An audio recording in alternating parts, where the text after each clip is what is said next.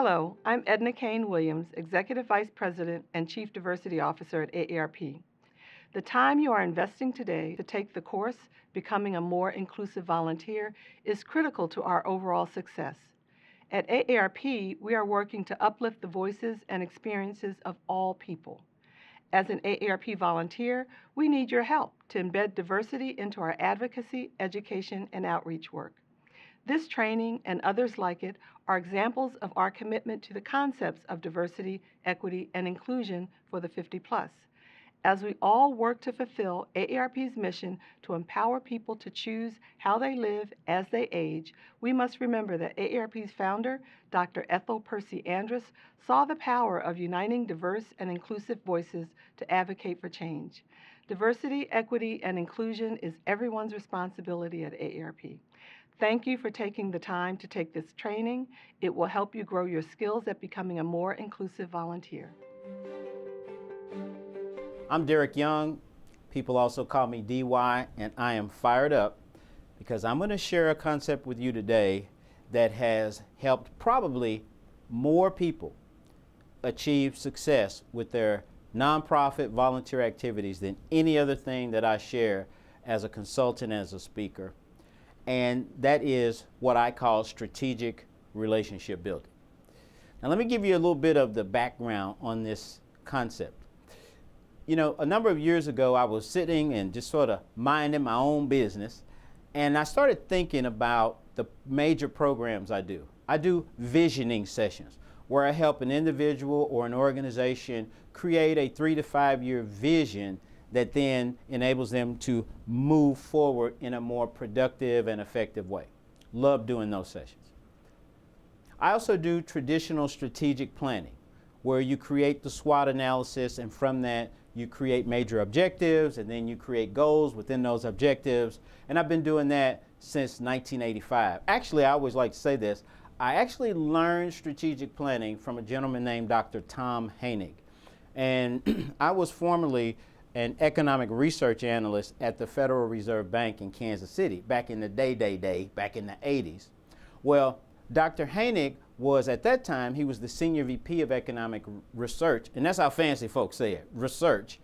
And then he became the president of the Kansas City Fed, and then he ultimately became the vice chairman of the FDIC. So that's who I learned strategy from. Well, many years later, when I was working for Dollar General as their head of leadership development, we found ourselves in a very interesting spot. When the company was much smaller, 1,000 stores, the executive team met in a planned way and in an informal way on a regular basis. You can imagine that. We had 1,000 stores. Guess what happened when we jumped up to 2,000 stores? Do you think those meetings increased or decreased? Right, they decreased. And do you think people start setting their goals more in silos, a bit more myopically? Yeah, and you've probably experienced that. Well, I created a session called Strategic Goal Setting. That session showed the importance of getting the whole system in the room. You've heard that. Getting a set of what I call litmus test items, meaning before we do any new project task that's big, that's organizational wide, it has to meet this strategic litmus test. Well, in doing that, we really transformed how we achieve goals as a major company. Well, one day I was sitting sort of thinking, man, visioning, love it. Strat planning, love it. Strategic goal setting, definitely love that because I created that. That's my own doing. But then the thought came to me, can you create or achieve any vision, any strategy, or any goal without relationships? And the answer is, heck no. Of course not. So what dawned on me is, we save the most important thing oftentimes for last, the relationship. From that realization came strategic relationship building. And today I want to give you a breakdown of that entire concept and how you can make it work for you with your AARP group of volunteers, partners, and members. If you're taking notes, I want you to write down a simple statement. The relationship is king. You could say the relationship is the star of the show. In essence, think about every aspect of your life for your entire life, and think about how often relationships are the key driver in your personal or organizational success. You can't deny that, right? How many times have you gotten a job because of a relationship? How many times have you gotten a new opportunity because of a relationship? How many times have you been able to attend a nice event? Not because you were the bomb.com, even though I know you are, but not because you were the bomb.com, but because you had a relationship with the person who had the backstage pass. You get where I'm going, right? Relationships are king. We all know that, but what I realized in creating this program is that it's something we don't think about often until the back end. Well, here's the way I want you to frame it up in your mind. As a volunteer for AARP, you have what? 5, 10, 20 projects, major activities in a given month, quarter, or year. And you want to what? You want to have success with all your projects, with all your activities, right? Well, when you think of strategy, here are 2 things I learned from Dr. Hainig that have served me well since I had a 6-pack. That's a long time ago.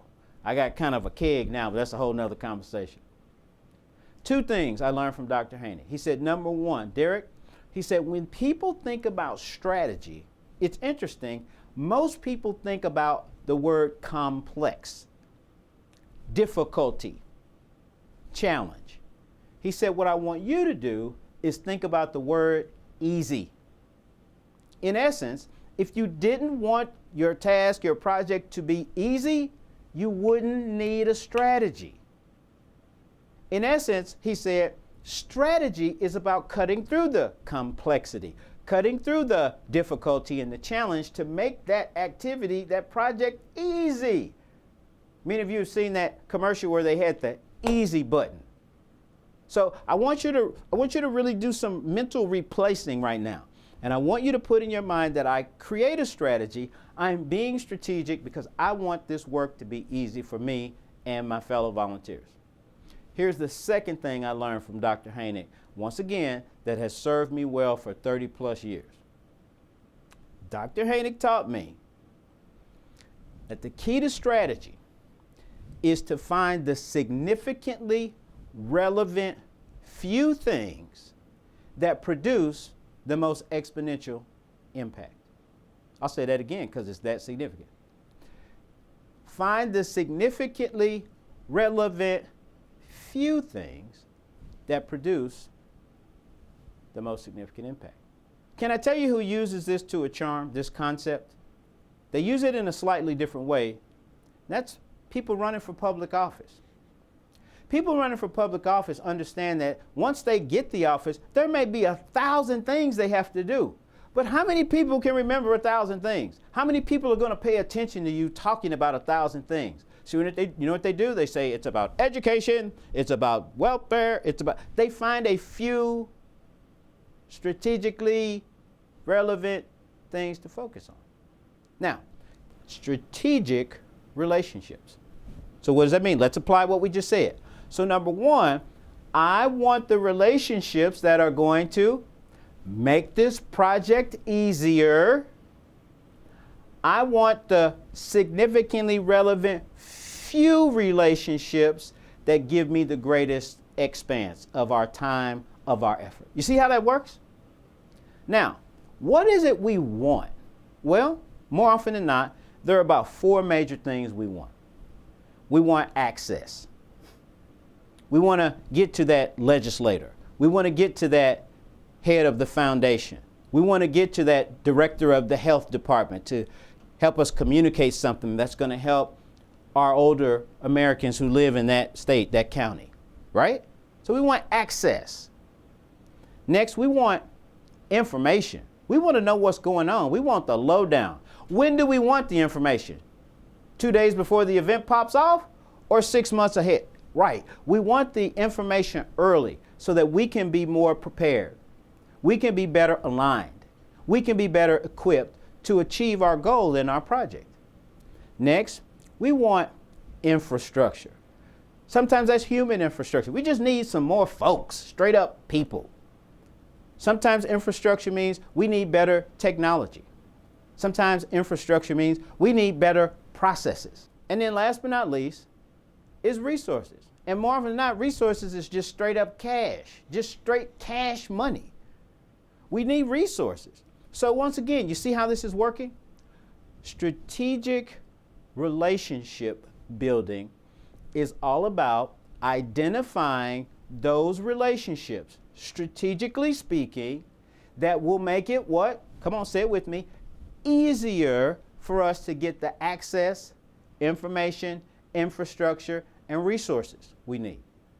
Strategic relationship building is about identifying those relationships that even though we only have 6 strong, meaningful relationships, those 6 relationships will do so much more for us than those 20 relationships ever will. Now, I'm going to say something here, not obviously to hurt anyone's feelings or to step on anyone's toes, but as a person who's been doing nonprofit work for 3 decades, it strikes me that people often, here we go, spend way too much time on non-strategic, non-beneficial relationships. And again, I say that because we're here to get better as volunteers. So, how do we look at these relationships? Once you and your volunteer team who are working on a certain project identify these are the 7 to 12, there's no magic to those numbers. Those are just the numbers I've used for a long time because I've found in my work that more often than not, when you're doing a really big project, you can many times get it done in a phenomenal way by focusing on 7 to 12 key people. And once again, remember now, these are strategic relationships. So that's why I'm not saying 13 to 24, I'm saying 7 to 12. So who are the 7 to 12 people? Please put this down. Never make an organization your focus. People say, we need a relationship with the mayor's office. That's cool, but the mayor's office ain't nothing but a bunch of people. So who from the mayor's office? Is it the mayor? Is it the mayor's assistant? Is it the mayor's chief of staff?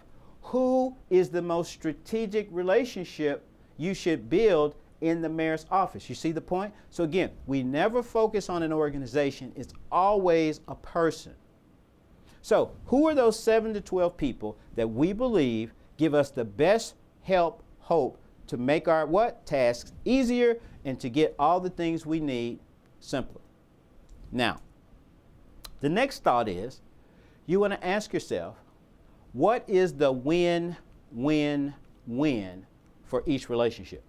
Wait a minute, DY. Whoa. I'm used to win-win, but what do you mean win-win-win? When you think about a strategic relationship, ask yourself these questions. What things does this person need that we can support? That's their win.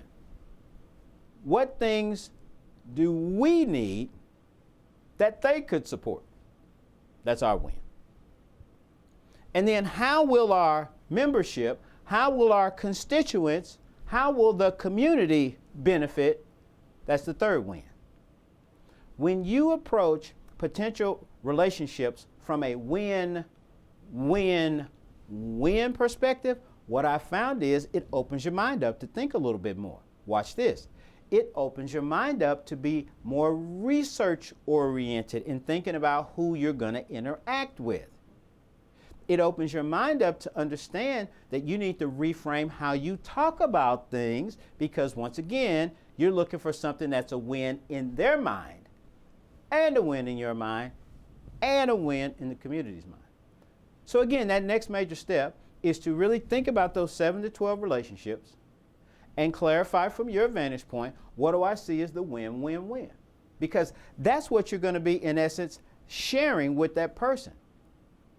Now, here's the next key step. This is going to sound overly simplistic, so I want to say it slowly.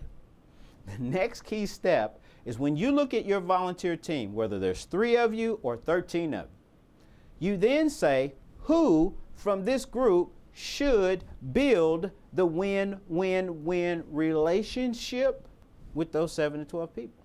Now, y'all, I've been doing this for a good little while. Here's an important thing I'll tell you. In some cases, when we start talking about the who, people get real quiet.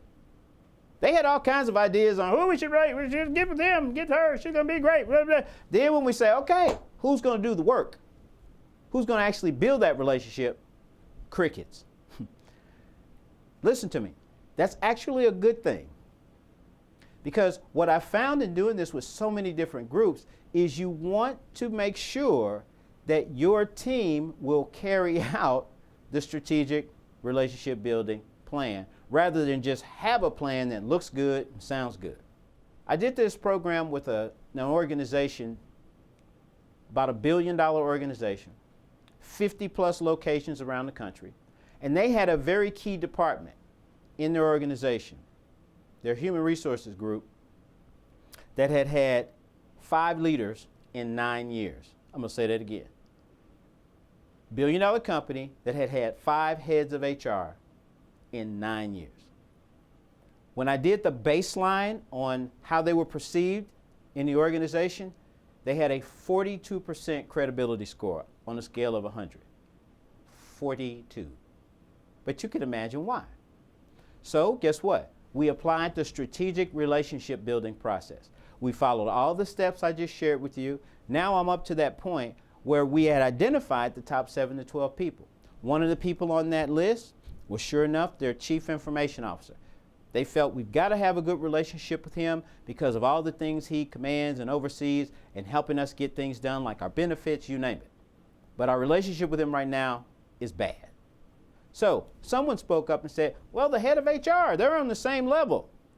They should do it. She should do it. Someone else said, hey, wait a minute. And they pointed at the benefits person.